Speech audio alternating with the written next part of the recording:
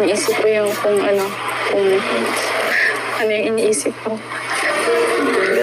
VNC naiisip niya kung ano ang nasa isipan ni Kalingap Edo. Dahil ba ito sa nakaraan na pangyayari? Isang mapagpalang araw sa inyong lahat mga Kalingap, sanay hindi niyo po makalimutan na mag-like sa video na ito. At paunawa tapusin muna ang kabuuan ng video na ito mga Kalingap at para malaman ang nilalaman nito. At maraming salamat po mga Kalingap sa pagpatuloy na pagsuporta lalo na kay Kuya Val Santos Matubang at Kalingap Rab. VNC nababasa niya ang iniisip ni Edo. Dahil ba to sa nakaraang nangyayari? Pero bago yun mga Kalingap ay atin munang pag-usapan mga Kalingap ang patungkol sa dalawang tambalan ng EDSI mga Kalingap. Mas nagiging malapit palalo ang loob ni VNC mga Kalingap kay Kalingap Edo. Dahil sa nagsasabi na nga itong si VNC kay Kalingap Edo na mahal rin anya niya si Kalingap Eds mga Kalingap. Gusto ng karamihang taga-subaybay ng EDSI na sana balang araw magkakatuluyan rin ang dalawa mga Kalingap. Dahil sa nakay Kalingap Edo na anya ang lahat hindi lang gwapo may diskarte at may pera pa ito mga Kalingap. At mayroon anyang future si VNC kay Kalingap Edo kung sakaling si Kalingap Edo talaga ang sasagutin nito sa pagdating ng tamang panahon.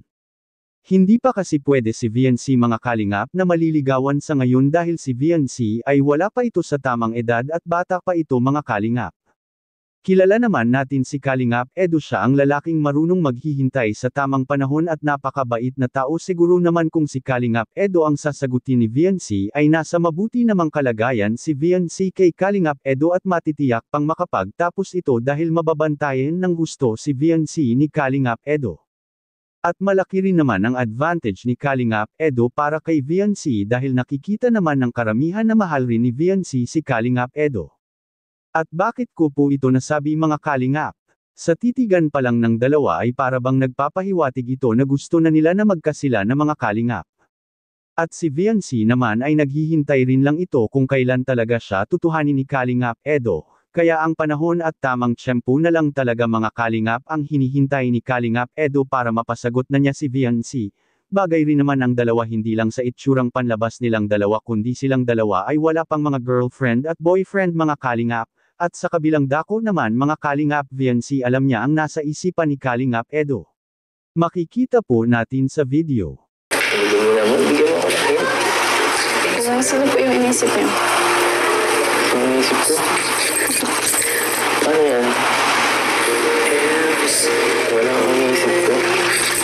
Hindi naman po lagi. Pamilya ako.